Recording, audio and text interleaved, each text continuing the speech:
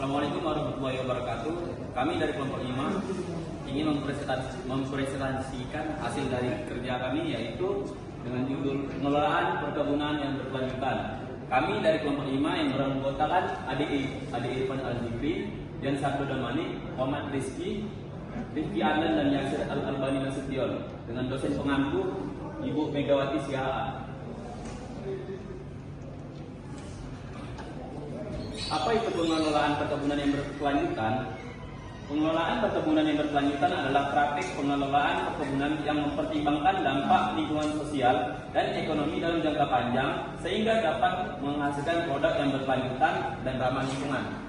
Pengelolaan perkebunan yang berkelanjutan juga merupakan pendekatan strategis dalam budidaya tanaman perkebunan yang mengintegrasikan prinsip-prinsip kelestarian lingkungan, keseimbangan sosial, dan efisiensi ekonomi. Adapun tujuan utama dari perkebunan berkelanjutan adalah untuk memenuhi kebutuhan saat ini tanpa mengorbankan kemampuan generasi masa depan untuk memenuhi kebutuhan mereka. Ini mencakup berbagai aspek, termasuk yang pertama yaitu konservasi sumber daya alam. Perkebunan berkelanjutan berusaha untuk mengurangi penggunaan sumber daya alam seperti tanah, air, dan energi secara berlebihan. Ini melibatkan praktik-praktik seperti irigasi yang efisien, penggunaan pupuk organik, dan pengelolaan tanah yang baik. Yang kedua, perlindungan lingkungan. Praktik perkebunan berkelanjutan bertujuan untuk mengurangi dampak negatif terhadap lingkungan, termasuk penggunaan pestisida dan herbisida yang berlebihan serta penanganan limbah yang tepat. Adapun yang ketiga yaitu kesejahteraan sosial. Perkebunan berkelanjutan juga memperhatikan aspek sosial seperti hak buruh dan kondisi kerja yang aman dan sehat bagi pekerja perkebunan. Hal ini juga melibatkan partisipasi masyarakat lokal dalam pengambilan keputusan terkait perkebunan. Adapun yang keempat yaitu keberlanjutan ekonomi. Perkebunan berkelanjutan berusaha untuk menciptakan sistem ekonomi yang stabil dan berkelanjutan bagi para petani dan pemilik perkebunan. Hal ini dapat mencakup diversifikasi tanaman atau produk, serta akses yang adil ke pasar dan harga yang menguntungkan. Adapun yang kelima yaitu inovasi teknologi. Perkebunan berkelanjutan juga mendorong perkebunan teknologi dan inovasi untuk meningkatkan produktivitas tanpa merusak lingkungan atau kesejahteraan sosial. Apa saja prinsip perkebunan berkelanjutan? Prinsip perkebunan berkelanjutan meliputi 3, yaitu pertama keberlanjutan ekonomi, yang kedua keberlanjutan ekologi atau lingkungan, dan ketiga keberlanjutan sosial. Di sini saya akan melanjutkan presentasi dari saudara saya. Perkenalkan, nama saya Muhammad Rizky. Yang pertama yaitu keberlanjutan ekonomi. Yang pertama, perkebunan harus mampu menghasilkan pendapatan yang cukup bagi petani dan masyarakat sekitar.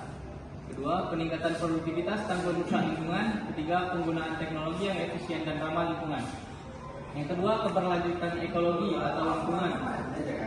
Satu, penggunaan sumber daya alam secara bijaksana seperti air, tanah, dan hutan. Kedua, penerapan praktik pertanian yang mengurangi polusi dan emisi gas rumah kaca. Yang ketiga, pelestarian keanekaragaman hayati dan keanekaragaman genetik.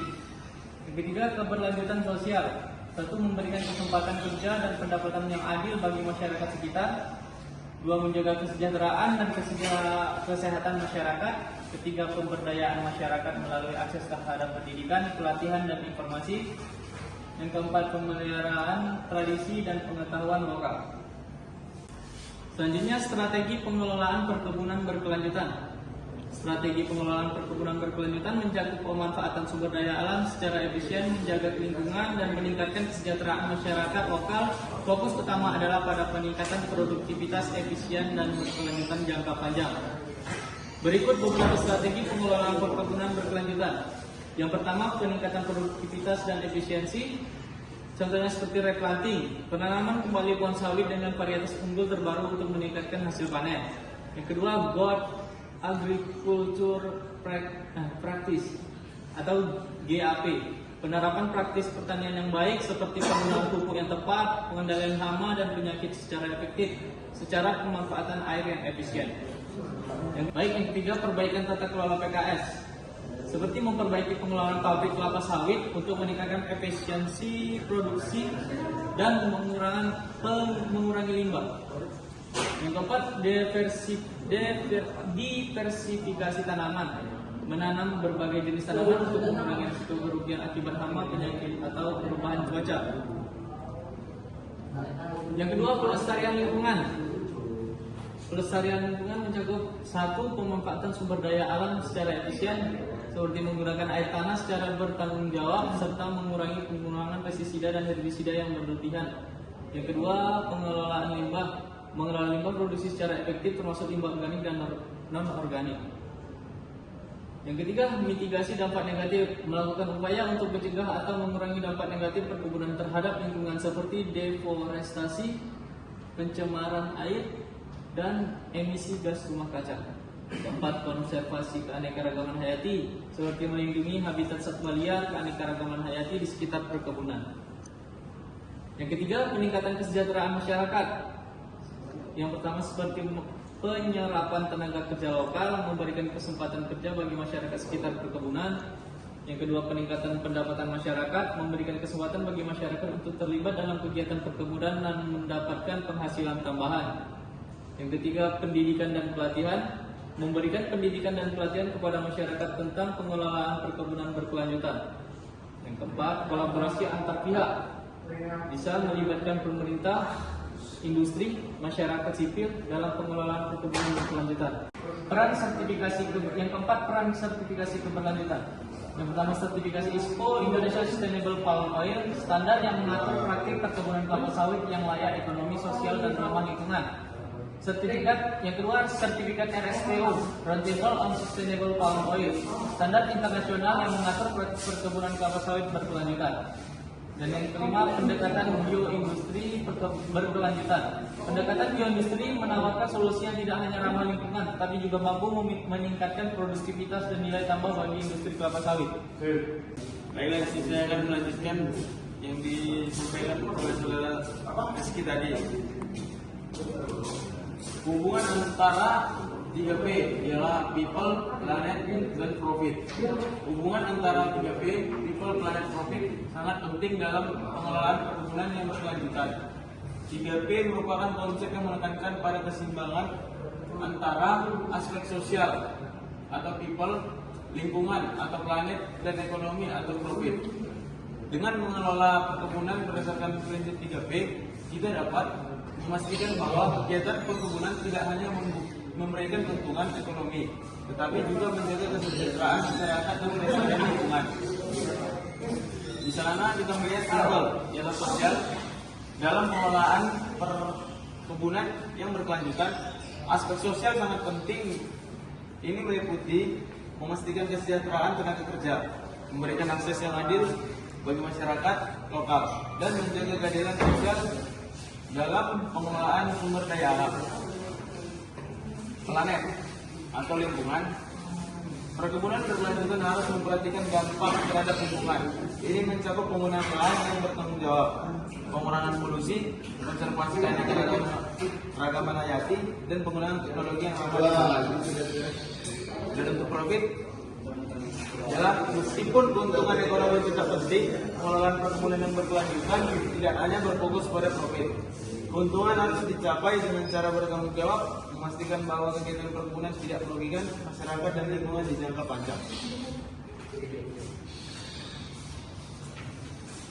Berikut video yang terplanting di perkebunan kelapa sawit.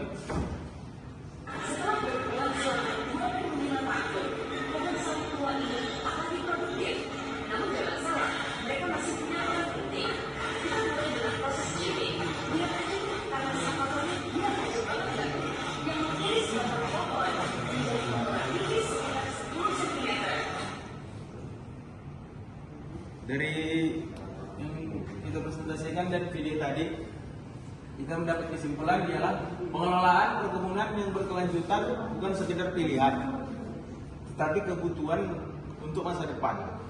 Dengan menerapkan prinsip ekonomi, lingkungan, sosial secara seimbang, kita dapat menjaga produktivitas lahan tanpa merusak alam dan tanpa mengorbankan masyarakat sekitar. Melalui pendekatan yang berkelanjutan, perkebunan tidak hanya menjadi sumber keuntungan, tetapi menjadi solusi atas krisis lingkungan, menciptakan lapangan kerja yang layak, serta memperkuat ketahanan pangan dan energi. Kolaborasi antar petani, pemerintah, perusahaan, dan konsumen sangat penting untuk memastikan bahwa perkebunan hari ini masih bisa diwariskan untuk generasi esok. Cukup sekian yang bisa kami presentasikan.